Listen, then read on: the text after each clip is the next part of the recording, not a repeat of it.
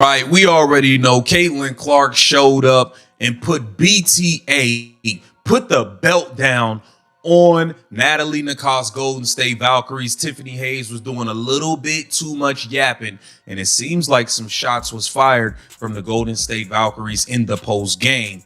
Y'all should just take y'all medicine and try to do better next. Natalie Nakase, we got a couple things to play from her, and then Tiffany Hayes tried to downplay Caitlin Clark's performance. We got to get into it. Let's take a listen to what Natalie Nakase had to say. The WNBA expected Caitlin Clark to arrive, make a little noise, sell some jerseys, and eventually settle into the league's established pecking order. Instead, she came in like a storm with a three-point shot, completely changing the conversation around the league. Now, the tension is becoming harder and harder to ignore. Comments from Tiffany Hayes and Natalie Nakase have fans questioning whether this is simply normal competition, frustration with Clark's style of play, or something much bigger happening behind the scenes. Every reaction, every comment, and every uncomfortable moment seems to add more fuel to the controversy. But are Clark's critics really exposing a weakness in her game? Or are they simply showing how dramatically she has already changed the WNBA? This may have been the night that Caitlin Clark put the league on notice. I've had enough of y'all's bullshit. I've had enough. You want to hack me? You want to foul me? Referees? Whoa. Got to be more careful. I mean, this was an ugly, ugly game. It was an ugly win. Before we get into it, smash that like button and subscribe because you definitely do not want to miss this one. From the moment Caitlin Clark entered the WNBA, many people expected the league's physical style of defense to eventually overwhelm her. That was supposed to be the storyline. Defenders would bump her, trap her, talk trash, pressure her full court, and finally force the rookie superstar to come back down to earth. After all, Clark entered the league with the confidence of someone casually launching 40-foot shots like she was tossing a pair of socks into a laundry basket from across the room. The Indiana Fever defeat the Valkyries for the first time after last season getting swept by them in a game that I really wanted the Indiana Fever to win. Caitlin Clark was back in the lineup, and this thing at one point turned into the Caitlin Clark versus Tiffany Hayes duel. And man, it was competitive. They were talking junk to each other. They were firing up. It was physical. They were letting each other have it. And at the end of the day, Caitlin got the better of the situation, finished the game with 22 points, 9 boards, looking every bit like the MVP candidate that she is. But instead of struggling under that pressure, Clark keeps producing the complete opposite result. Every team that tries to make her uncomfortable somehow ends up becoming part of her next highlight reel. This time, the Golden State Valkyries stepped up to the challenge. And things unraveled so quickly that, by the end of the night, it felt less like a normal basketball game and more like a full-scale stress test for Natalie Nakase and Tiffany Hayes. Fun. The Indiana Fever showed a lot of fight against the Golden State Valkyries because the Valkyries came out, they're a team, they have length, they have athleticism, they were hacking a little bit, and the Fever fought through it. Caitlin Clark fought through it. She had struggled against the Valkyries last year, not in this one. She's been hitting the logo bombs. She's diming people up. Got the support from Aaliyah Boston and Kelsey Mitchell. As always, Sophie Cunningham was good off the bench. Raven Johnson made a nice impression in her minutes, and it was nice to see the Fever. The Valkyries entered the matchup with a clear plan. Use physical defense, disrupt Clark's rhythm, apply constant pressure, and make her uncomfortable from the opening whistle. Meanwhile, Caitlin Clark walked into the arena with the kind of confidence that made it look like she had already watched the entire game and knew exactly how it was going to end. She looked completely prepared for whatever Golden State had planned. Tuesday, I was here. I got treatment, as I've done many practices before, as many of my teammates have done. Had every intention of playing. Didn't indicate I wasn't going to play. Approached Wednesday, if that was the day of our game, as I was 100% playing. Woke up Tuesday, felt a little sore, texted our training staff, texted my personal physio. Then you want to know what I ate for breakfast too? So then I had a filet, I had 2 eggs over medium, I had potatoes, and 2 blueberry waffles with butter and syrup. Even before tip-off, Natalie Nakase was explaining the blueprint for slowing Caitlin Clark down. She talked about picking Clark up high because of her incredible shooting range, sending multiple defenders at her, making the game physical, and forcing her toward the left side because of how dangerous her step-back jumper can be. On paper, the strategy sounded logical, and honestly, it probably made sense. The problem is that basketball is not played on paper. It happens in real time, and Caitlin Clark has a habit of treating defensive game plans like the terms and conditions on a phone update. She sees them, ignores them, and keeps playing. At this point, Clark has opposing coaches preparing for 35-foot three-pointers as if they are ordinary shots. That is not exactly normal basketball behavior.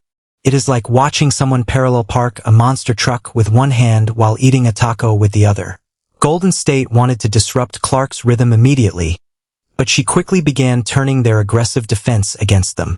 The more they pressured her, the more opportunities they created. First minute right here, you're going to witness CC scored right here on an island once again, opening the play in the first minute of the game.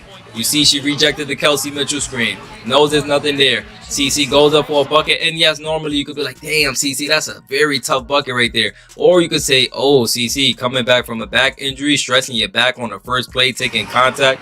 I mean, this right here in itself is already scaring me. Like, honestly, anybody who's ever hooped, you guys know if you dealt with any back pain, this right here feels like. The double teams opened passing lanes, and the extra defensive pressure only seemed to sharpen Clark's focus. Every time Golden State crowded her space, Clark found another way to punish the defense, including launching deep threes that sent the crowd into a frenzy. And the most impressive part was how controlled it looked. Some players pile up points by forcing difficult shots and barely surviving each possession. Clark looked completely different. She was controlling the pace, reading defenders before they reacted, pulling help defenders away from their assignments, and manipulating the floor like a chess player planning several moves ahead. Golden State wanted to disrupt her because of the perception that physical defense could bother her. But that idea immediately set social media on fire. Fans pushed back, pointing out that everyone has already seen Clark deal with an enormous amount of defensive contact. Defenders bump her, grab her, trap her, shove her, and crowd her constantly, sometimes guarding her like she personally stole their Wi-Fi password. Yet somehow, the narrative that Caitlin Clark is soft continues to survive. What is your message to your team about slowing her down? Yeah, I mean, obviously you gotta pick her up higher. She shoots from the logo, so you can't pick her up at the logo, just because, again, that's a super comfortable shot. It's almost like a layup to her. There's her going to her left, so we just gotta be aware. And it's just not about just an individual matchup. It's gonna be a team effort because they play so fast. So we're gonna be in constant communication, picking her up, whoever's closest. And then obviously physicality, like you can put some physicality on her. The reality is actually the complete opposite. Caitlin Clark is defended with a level of aggression that very few guards in the league consistently experience. Teams throw everything they have at her because they know that one defensive mistake can turn into a highlight, a lowlight, and a viral clip within seconds. The physical defense is not evidence that Clark is weak. If anything, it proves opponents are terrified of giving her even a tiny amount of space. And honestly, Natalie Nakase's comments probably would have carried more weight if Clark had not immediately stepped onto the court and dismantled the entire defensive plan. That is the part people keep forgetting. When your strategy is supposed to stop a player, but that player immediately starts knocking down deep threes, the conversation changes quickly. It starts feeling less like a basketball strategy and more like psychological warfare. Every time Golden State thought it had forced Clark into a difficult possession, she simply took a step backward and launched another three from a distance that looked closer to the parking lot than the three-point line. There were moments when it genuinely appeared the Valkyries had defended her perfectly. The contest was there. The help defense rotated correctly. The trap arrived on time. And somehow, Clark still buried the shot. It was basically the basketball equivalent of studying for 6 hours, only to watch the smartest student finish the exam in 12 minutes while casually eating chips. While Caitlin Clark has been getting her back readjusted in previous games because there's no game plan out there to relieve the pressure off her as much as her coach talks about it. I would love to see it be put into action. My criticism on Stephanie White is more so on her philosophy of the game than anything else, right? And yes, she said some nasty things and did nasty things, but my biggest gripe with her is the philosophy, because I genuinely feel like if she rolls out a good product of basketball out there with Caitlin Clark's system, then a lot of the criticism from her, or surrounding her, will die down. But I don't think she understands that. Tiffany Hayes also appeared to downplay Clark's performance after the game, suggesting that the Valkyries simply needed to clean up the small mistakes and focus on themselves. Technically, that is a completely normal answer from a professional athlete. Players give versions of that response all the time. But fans immediately pushed back because there is no simple adjustment for someone casually shooting from distances that most players only consider when they have absolutely no other option. You cannot just tighten a few defensive details and suddenly stop a player who seems to bend the geometry of the court. That is the real problem Caitlin Clark creates for opposing defenses. She stretches the floor so dramatically that traditional defensive spacing starts to fall apart. The moment she crosses half court, defenders have to make decisions much earlier than they want to. Coaches start worrying about rotations, help defenders hesitate, and suddenly the entire defensive structure is under pressure. At the same time, Clark has repeatedly been targeted on defense, with opponents trying to isolate her and force her into difficult situations. Clark has acknowledged that teams go after her, but Indiana has responded by contesting those attempts and making opponents work for every possession. And that matters because one of the oldest criticisms of elite offensive guards is that they cannot defend. Clark has shown that she can fight through physical possessions on one end while continuing to carry a massive offensive responsibility on the other. That balance is what separates a truly impactful player from someone who simply produces flashy highlights. In crunch time, it was funny. I guess they thought that was real or something, so they were allowing her to like go ISO on Caitlin while she had 5 fouls, and she was like throwing up running off balance hook shots off the glass, and I was like, there's no way you couldn't get a better shot than that. I wanted this win over the Valkyries because Nakase, I feel like, was so cocky and arrogant last year when she was discussing Caitlin, like, oh yeah, we figured it out. Anyone can have one spectacular scoring night. What separates superstars is the ability to dominate even when the opposing team spends the entire game designing its strategy specifically to stop them. Clark continued scoring, creating opportunities for teammates, competing defensively, and controlling the tempo while Golden State constantly pressured her. Then came the technical foul situation, adding another layer of chaos to an already emotional matchup. Clark even joked afterward about potentially hearing from the officials and dealing with a fine, which only added to the entertainment. By that point, the officiating had become part of the overall storyline. The game had become so physical and heated that every whistle seemed capable of adding more fuel to the fire. Players were frustrated. Coaches were frustrated. Fans were frustrated. And right in the middle of all that chaos was Caitlin Clark, still knocking down deep threes as if she had completely forgotten that normal basketball is supposed to involve normal levels of stress. Every matchup involving her now feels more intense. Every post-game comment gets analyzed online as if it were a major political debate. And that level of attention naturally creates emotional reactions. That is why comments from players and coaches about Clark can explode across social media almost instantly. Some fans interpret criticism as jealousy, while others see it as nothing more than competitive intensity. The truth may be somewhere in between. Caitlin Clark has changed the financial, cultural, and competitive landscape of women's basketball, and not everyone is equally comfortable with how quickly that change is happening. But aside from that, it's just like, it's what I've been saying, that was a fun one. And for all the talk about what the Fever, what's happened this year, and Clark going out with the back the other day, and Stephanie White was not happy before the game either. She was asked what she thought about the WNBA issuing a warning. She said, for what? And we found out more that Clark wasn't sure she wasn't going to play, or didn't decide she wasn't going to play till right before. And, part of it's confidence, getting back out there, helping. The funny thing about all the talking is that it often seems to work in Clark's favor. Golden State learned that lesson firsthand. Before the game, so much of the discussion centered around using physicality and pressure to slow her down. By the end of the night, the conversation had completely shifted toward whether the Valkyries had accidentally motivated Clark into another standout performance. That is what makes her production so difficult to dismiss. Her consistency is forcing even her harshest critics to keep moving the goalposts. And what makes the situation even more interesting is that Clark still looks like a player who is learning and developing. There are moments when she experiments with her pace, changes how she reads a defense, or tests different passing angles.